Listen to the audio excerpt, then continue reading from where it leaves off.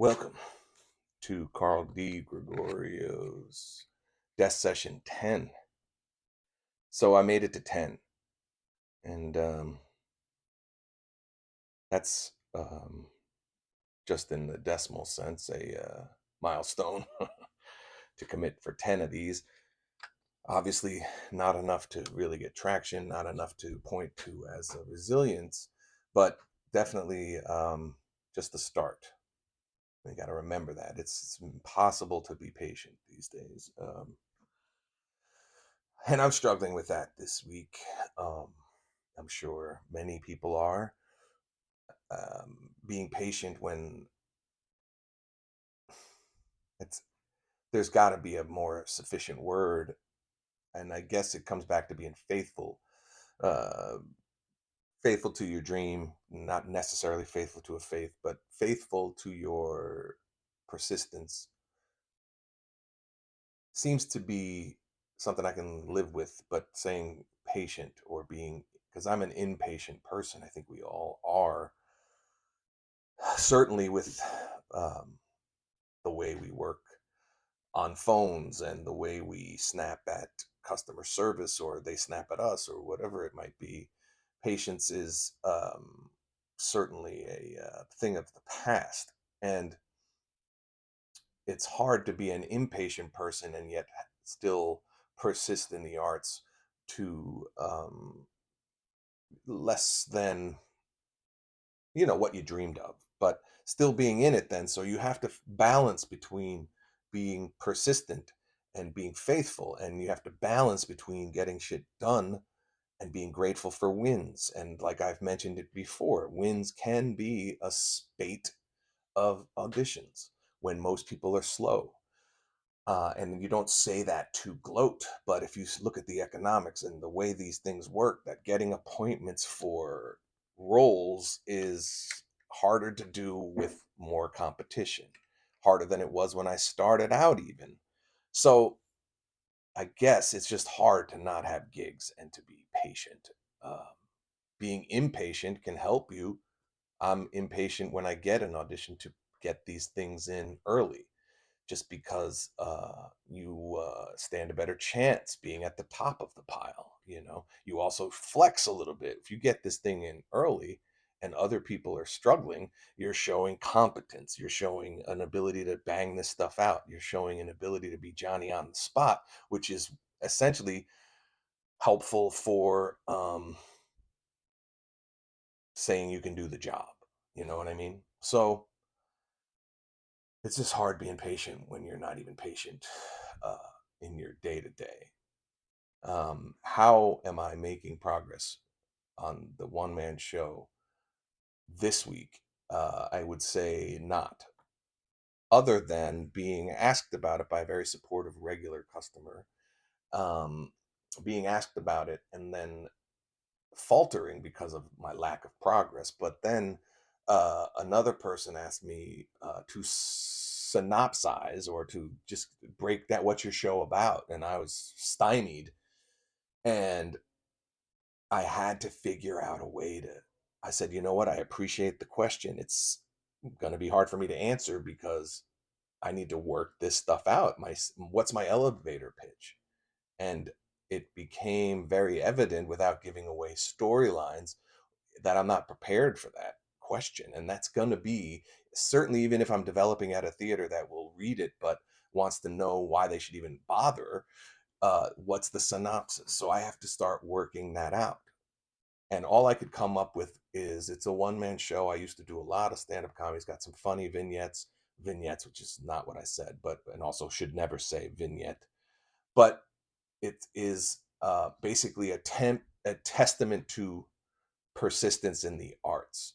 And then I mentioned some of the stories, going to a black church in Inglewood, as if that's in and of itself an interesting story. It is if I tell it well, but it isn't just as a data point. And so that progress and or that question has now plagued me. And now I have to take steps to make sure I understand what the hell I'm trying to say. and what I'm trying to make this show about. Because if it's just a stack of interesting stories, that might be good enough. But if I want to really have a cohesive show, it's going to have to be thematically strong. And it does have that. It's we carry the light. And I think at each interval of the story, I am showing that somehow I did have faith. Somehow I was guided. Somehow in the midst of struggles and trying so damn hard and being so hard on myself and drinking too much and all these things that my true north was always somehow guided guided by the arts or guided by this dream. And what is this dream, and is this dream ultimately worth it, and will this one man show be a culmination of dreaming it and seeing it, or will it be almost a eulogy to the valiant effort, or these things that are going through my mind all the time. Would I abandon this project if I had gotten one of these gigs I auditioned for? Obviously not. None of them were big enough gigs to have me set for life, but you know what I mean. It's what are we doing this for? And I swore up and down I wasn't doing a one man show only for attention or only for marketplace or finding a way into the market share. It had to be a good piece of art on its own. And that question, what's it about, from a stranger, really put me on my heels. But if you believe in that persistence and that things fall in your way, that question wasn't an accident, right? So thank you for that question, stranger. And thank you for even being curious, other friend. And now some work begins. Now what I had done, this is vis-a-vis learning how to communicate in the 21st century effectively, and all the things that are thrown out at you. Um, I had a great meeting with a friend who, hopefully will be someone I can use for coaching, and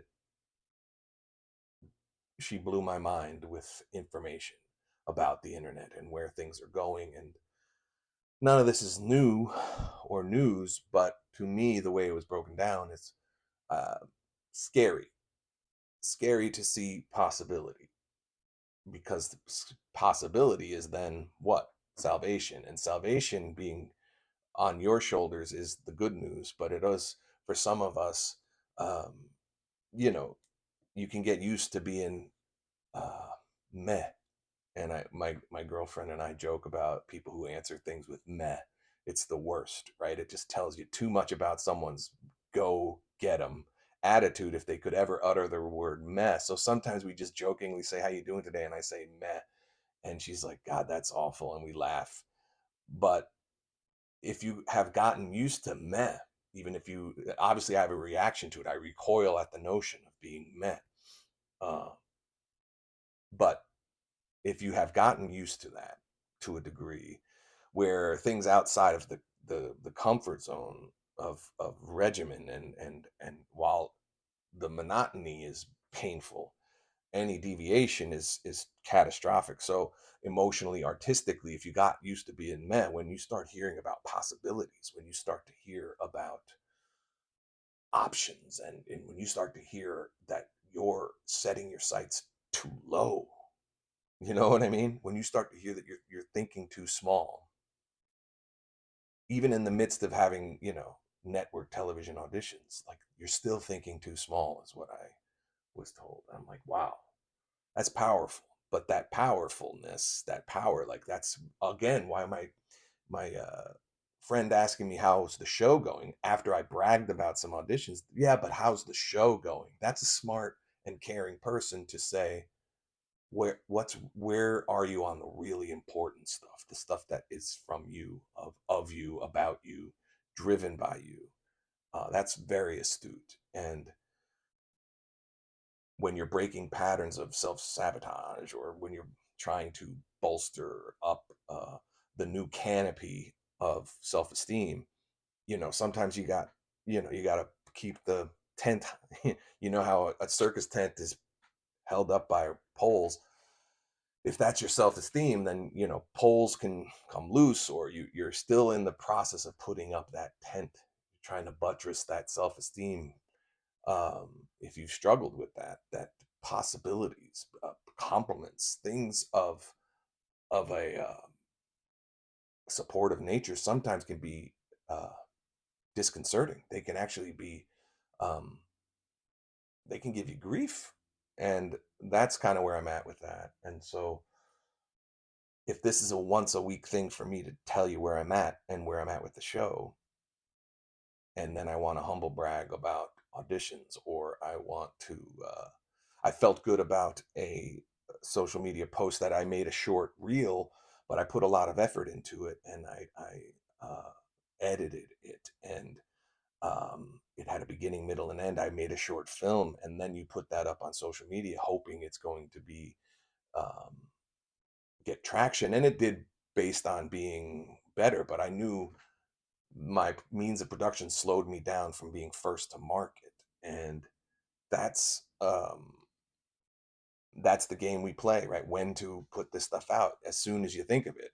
And so I need to shorten these production necessities. I need to shorten, um, especially if you're doing commentary, topical stuff. You have to just get up there and say it. And that's why people have these studios and templates, and they can just sit in the spot. They have the marks. They know exactly where they're doing it. It's not a different shot every week like it is with me, because this is the practice. So um I guess that's the theme this week, is to stay, don't get distracted, even if it's good stuff, even if it's stuff that you ultimately want.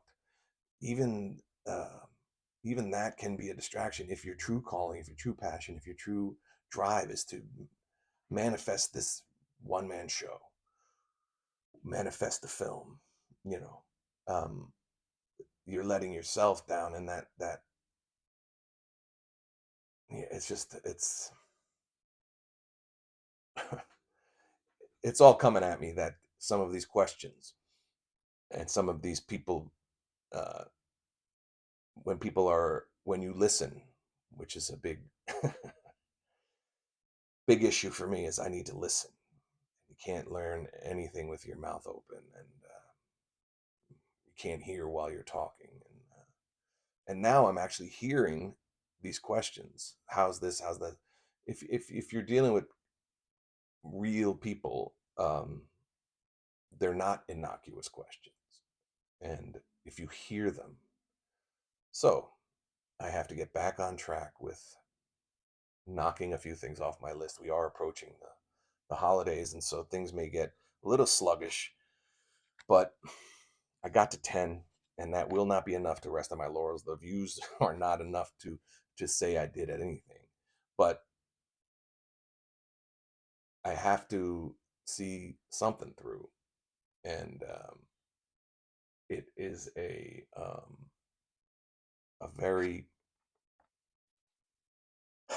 it's a very daunting task, but I guess I need to lean into the possibilities, it is an exciting time, that it is up to me.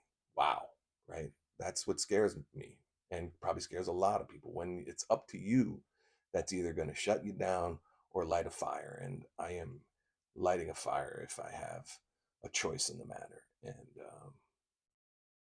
I think that's a good way to wrap this up. So thank you for Desk Session 10. Carl DeGregorio here, and thanks. All the best. Keep going. Peace.